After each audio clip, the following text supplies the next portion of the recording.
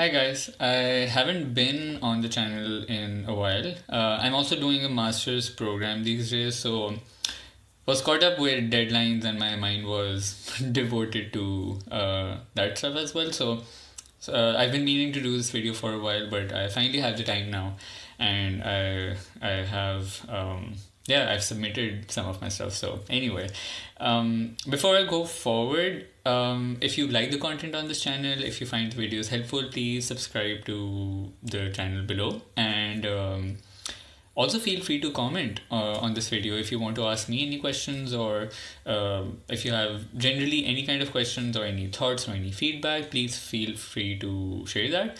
We always like hearing from you guys, so it's always good to interact with people and yeah, just hear from you. So that what I wanted to talk about today was the very first video that I did for the channel. I talked about I gave an overview of my recovery journey, and briefly I touched upon the different things that I have been through and how I've made progress, but I never really went into the thought process necessarily that went behind all those different situations and things I experienced. So I wanted to make this one to talk about specifically that, and touch upon some of the lessons that I've learned through experiencing all those trials and tribulations that OCD throws your way. So um,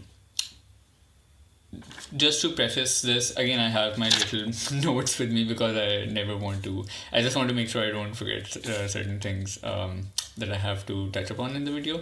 So yeah, I mean, I've had OCD for 13 to 14 years at this point. My theme has primarily been contamination OCD, with a significant chunk of ROCD. ROCD has been, I would say, a bit more hidden. Contamination was the more obvious theme. My contamination fears are not necessarily my fears of getting ill or getting a disease, but it's more of like a mental and emotional, but also physical contamination.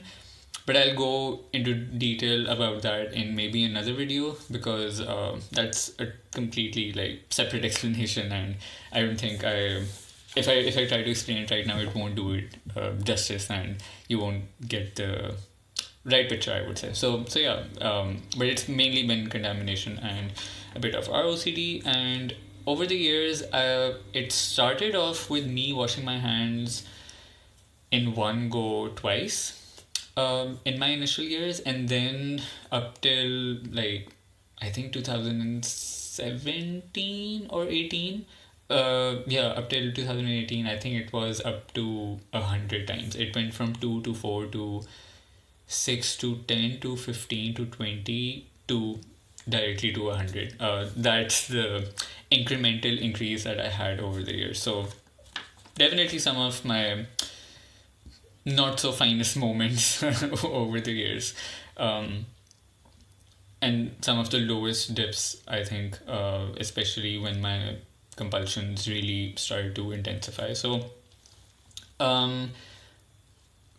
for the first 8 years of suffering, I had absolutely no idea what was happening. I thought, oh well, this is just uniquely my personality. This is just how I normally behave. It's not a disorder. It's just like, I never considered it a quirk. I think that's how people who don't understand OCD often see OCD as a quirk. I didn't see it as that, but definitely I just thought that's just me. I mean, it's not anything to be very concerned about. But so yeah, I never really knew what it was, and therefore I also never discussed it with anyone. Also because I think my compulsions were mostly either hidden or they weren't as intense initially. So they never really came up in front of other people. They only came up in my privacy. So I never really felt the need to even explain it to anybody. So, and plus, like I said, I wasn't concerned. It wasn't anything concerning for me. So I thought, well, I mean, why discuss it with anyone? So yeah, and also generally to give you an idea of how society in Pakistan views mental health problems, which I think is not very different from a lot of things. A lot of the kind of point of views that people around the world also hold is that there's still a lot of stigma towards mental health, and I would say quite a limited understanding of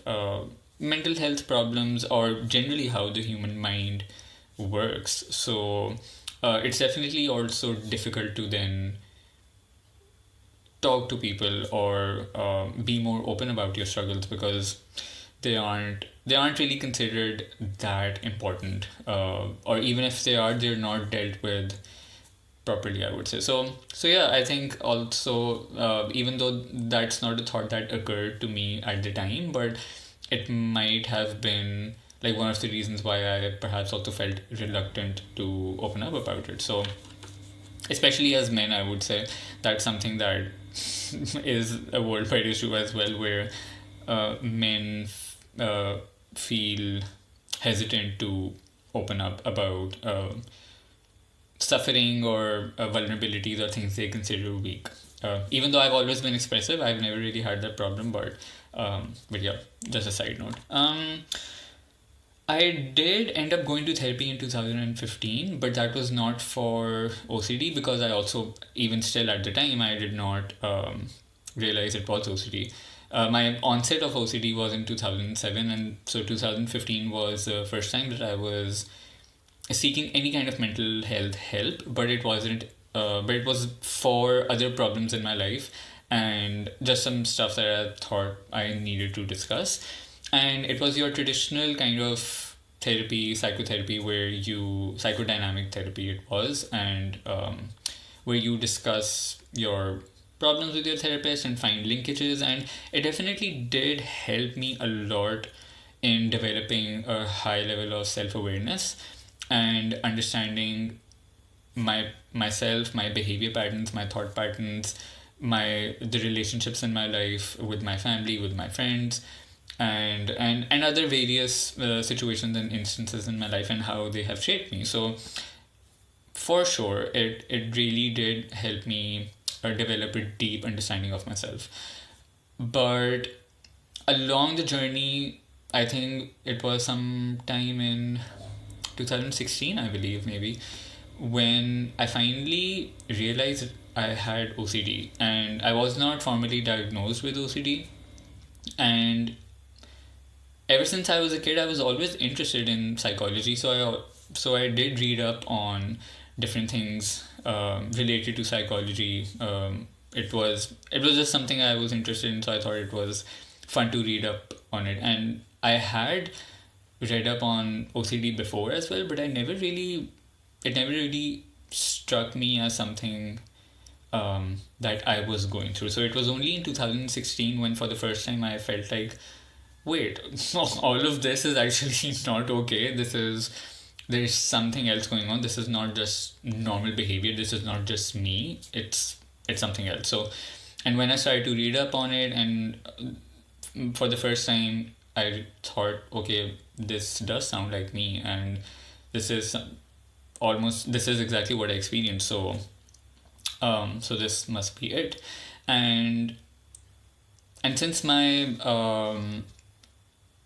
theme was also contamination, um and like OCD, the generic and the I would say the general point of view of people who do not have an understanding of OCD or who don't know a lot about it think that OCD is related to obsessive cleaning. And so since my theme was contamination and I did clean a lot, so I thought, okay, it fits the exact narrative, so this is OCD. So for me, it was easy to make that link as well because I did suffer from the conventional or the stereotypical theme that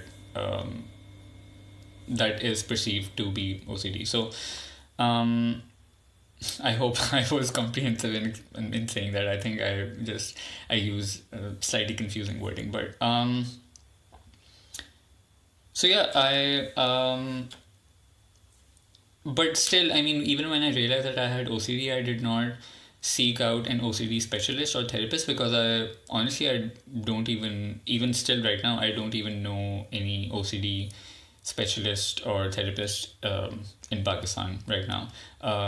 There might be out there, but I have so far I personally have not come across any of those. So, and plus, I did not feel like at that time my understanding was, which is obviously now I know it's flawed, but at that time I thought that going through therapy and by resolving other issues in my life and by having awareness of my past, my anxieties will automatically start to go down. But that did not happen, and when I started to feel a lot better after therapy, generally in a better headspace, my anxieties were still high and my fears were still high. So that was something that still confused me at the time, because I thought, well, I've been through therapy, I've discussed almost everything I had to discuss.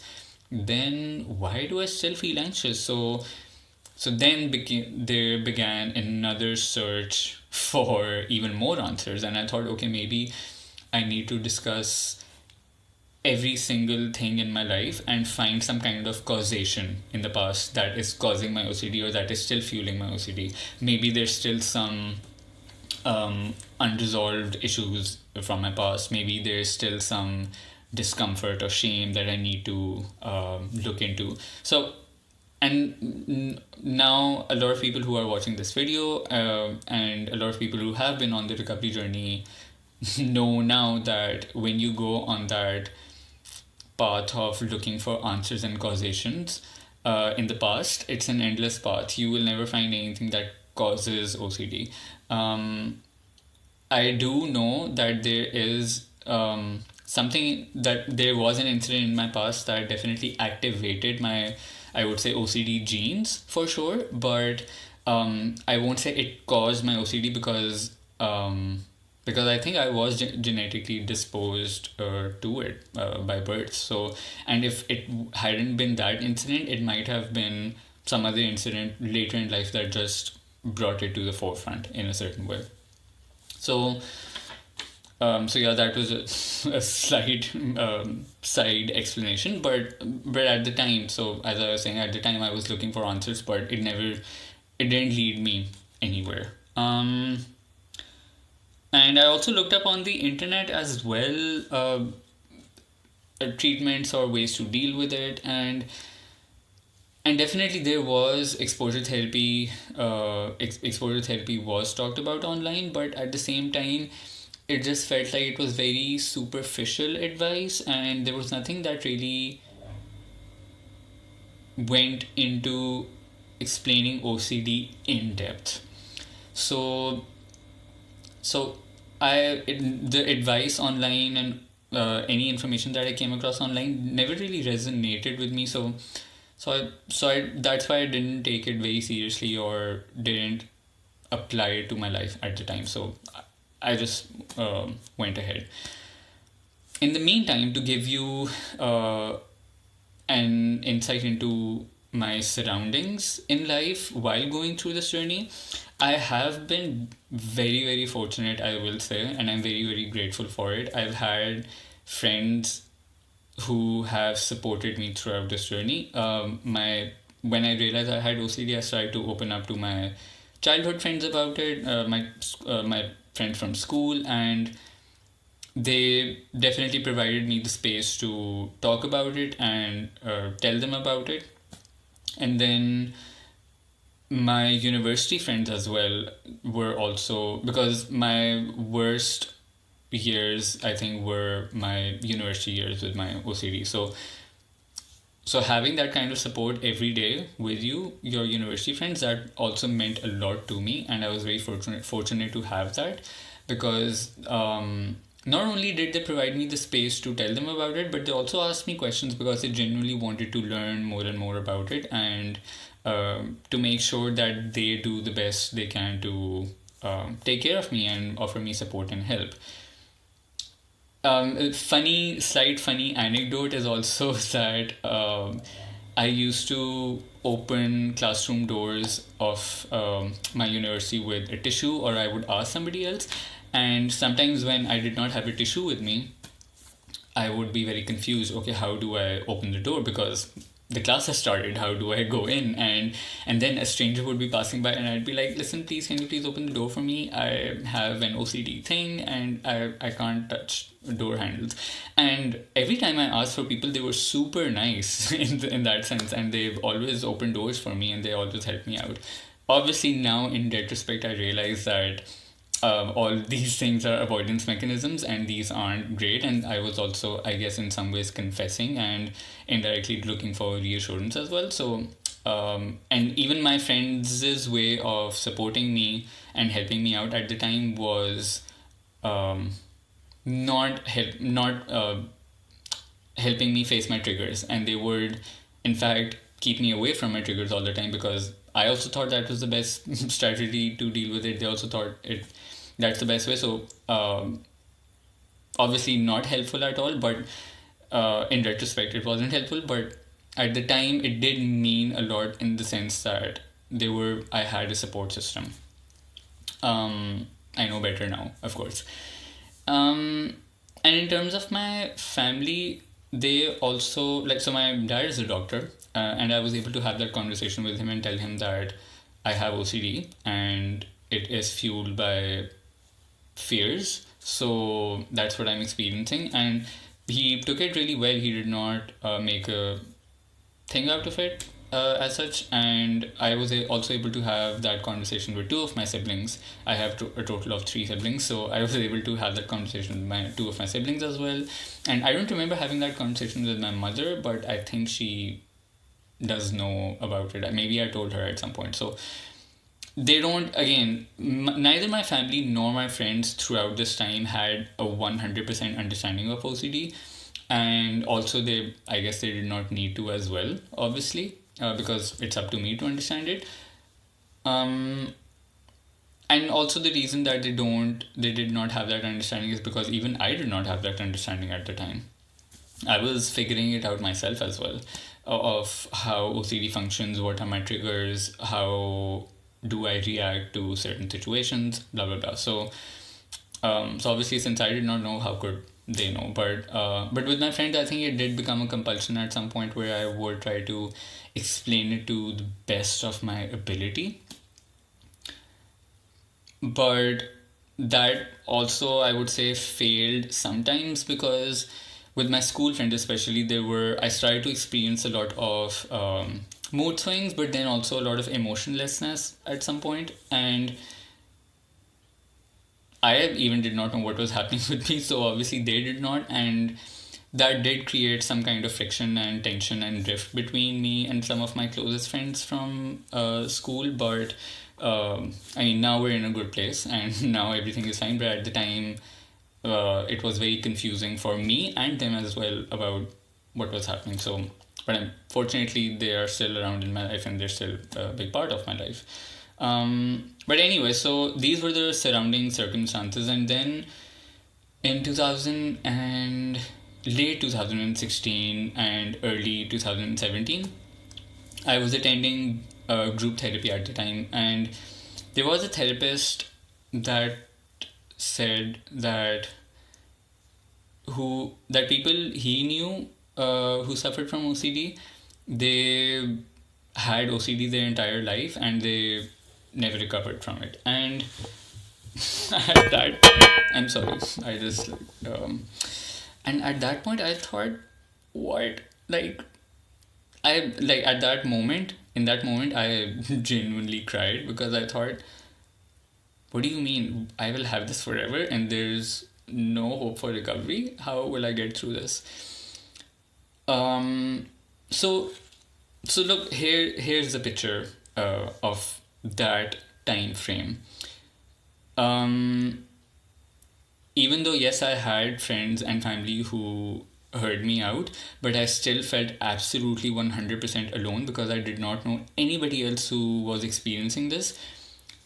And no matter how many times I did explain it to people, I still felt very, very alone, because I thought they still do not know 100% what is going on in my head. looking up on the internet also had not helped at this point. I did not have any kind of community. Again, nobody in my life, even on online platforms, who I could relate to. And then a therapist is telling me that people with OCD kind of have OCD their entire life. So it just put me in a really bad place, obviously, and I did not feel great about myself, great about life, great about OCD. No hope, and I gave up trying to. In that moment, I think I gave up trying to look for any kind of solution or something that would take me forward. And I thought, okay, I'm not going to do anything about this now. Uh, so yeah, I think somewhere in between that moment and mid 2019, I also had a brief stint with trying out medication, because I thought, well, I mean, if nothing else is working, I'll maybe try out medication and see if that can maybe at least help me in some way. It definitely took the edge off. Medication is not supposed to be a cure for OCD or a solution for OCD. But it is something that can help you along the way to take the edge off. But since I did not have any deep understanding of how OCD functions, beyond having the edge taken off, I did not know what else to do. I did not know how to make use of that lowered anxiety, and how to what tools I can apply, what practices can I do to get better. So it essentially did not really help me make any kind of progress per se. So and I think I continued medication for 5 to 6 months, and then I went off medication, because I thought, well, I mean, I'm not necessarily making progress, so let's not continue this. And then I think I started to again I just started to roll on with life and just move on with life and take everything day by day, step by step. There were definitely a lot of low moments where I just felt absolutely alone and clueless as to what to do in life, because nothing was working out. But anyway, mid 2019, I just tried to follow a lot of mental health related pages on Instagram. Because again, psychology has always been an interest for me, so I used to follow pages of different therapists, different kinds of mental health advice related pages. And I thought, okay, well, I mean, let's try to look for an OCD specific page. There might be some out there, and I don't want to look for a solution currently, but I just want to see other people suffering from it, so that I can relate to somebody at least. So I started searching OCD on Instagram, and I think I searched some hashtags, OCD awareness type stuff, and I stumbled upon some tweets and some posts by someone named Robert Bray, and I don't remember what specific post it was, but when I came across it, I was like, are you talking to me? Because those were so accurate. There were just two posts, but for the first time in my life, I felt like I was being spoken to directly, and I was being represented in the most accurate way possible. And I thought, well, I mean, this is. And then I explored his page, and I thought, well, this is actually not bad advice, and this is actually really, really good, and it cuts right to the core of what OCD is and how it functions.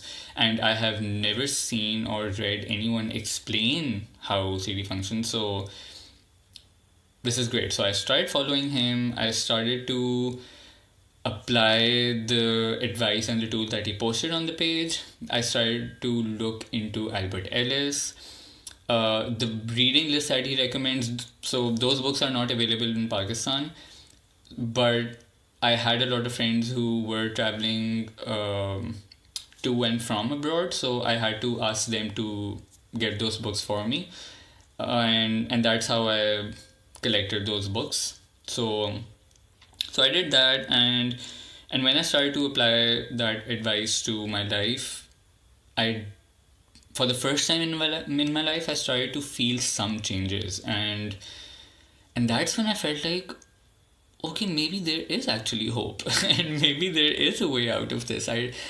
Maybe I don't have to suffer my entire life. That was, and I remember this one specific moment where I felt that, and that's where I think some hope in my life returned, that I had not experienced in the past few years, I would say.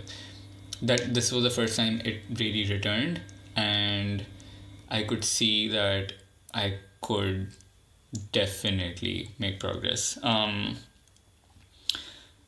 then I officially, after a few months, I formally shifted to taking sessions from Rob. And well, I mean, I started in October 2019, and now it's December 2020. I've been with Rob a little over a year, and here I am. I mean, I've made a lot of progress. I'm a moderator on for OCD recovery, so I'm able to help other people out. My anxieties have lowered significantly. My fears have gone down significantly. I've been able to exercise tools of rationality and unconditional acceptance in many, many ways. I still have a long way to go. I'm not recovered yet. There's still a lot of ground to cover, but I am nowhere near where I was about a year ago, and where my fears were like really high, but now I'm not in that place. So yeah, I'm finally, and I have a great community with me. I have great friends in that community that I talk to on a daily basis, and slowly but surely I'm chipping away at OCD, and I feel great. And again, the best part is that I finally have hope, and I realize that I don't have to suffer alone. So several reasons that I'm making this video and going into this entire story. And that is that, number one, I would say that even though at the time what that therapist said was really shattering for me, but I'm actually glad that happened, because in that moment, I think from that moment onward, and shortly after reflecting on what he said, shortly after that, I genuinely accepted having OCD for the rest of my life. And there's something in that, and while that was obviously, that's something sad as well, or at that time that I felt was sad, but I think in retrospect now, I think that's also a liberating thing, because you're not, like Albert Ellis says, making yourself miserable about being miserable. You are accepting, okay, well, you come to peace, you make peace with your circumstances and your situation. Because I genuinely came to a point where I was like, well, okay, this is it. And there will be difficulty in going about life, but I can do it. I'll do it. I'll find some way, and I'll make the best of it as much as I can. And I truly did. So I'm really grateful for having that one moment, because it led me to being content with and making peace with however life was playing out. Number two, I think this entire process, and having at this point having had OCD for 13 to 14 years, it really, really helped me develop perseverance. That despite having the lowest of lows in my life, I was still able to carry on. I've been able to build amazing friendships. I've been able to seek mental health help one step at a time. I've been able to make progress one step at a time. I've completed my educational degrees. I'm doing another new one currently. I was able to hold down 2 jobs. So many things in my life that I am still able to do despite having OCD. So perseverance, I would say, is something that has been developed in me as a result of long-term suffering at this point. Number three, I would say that also the the realization that you can recover, or you can not, maybe I won't say fully recover, because sometimes you still need a therapist or a specialist or a coach to, in fact, most of the time you need one to really get you through it and guide you step by step. But even if you are not currently seeing one, or you don't have access to one, there is still so much information out there that you can use to self-educate yourself and develop a lot of understanding and awareness of OCD and anxiety. And you can still start your recovery process. You can begin somewhere. You don't have to feel completely hopeless about the fact that, oh, I don't have an OCD specialist in my country or in my city, so what do I do? There's plenty of resources out there. I found Rob, and he has a lot of free resources out there that can definitely help you at least start working on some things. So, and obviously, then the coaching itself is something that has been absolutely instrumental for me. And that brings me to my next point, which is also realizing the miracle of technology, to be very honest, because if there wasn't that, I mean, I probably would still be suffering and would not have had help. Rob has talked about this, and Nick also did a video about this. That I'm grateful that I'm living at a time where not only recovery is possible and that OCD is understood and there's access to OCD recovery, but also the fact that there's technology through which I have been able to connect to Rob, access his resources, and even if there isn't a specialist in my country or in my city, I still have somebody in the world who I can seek help from. So it has been crucial, and really, really, I would say, I don't have words to express it, but I'm utterly grateful.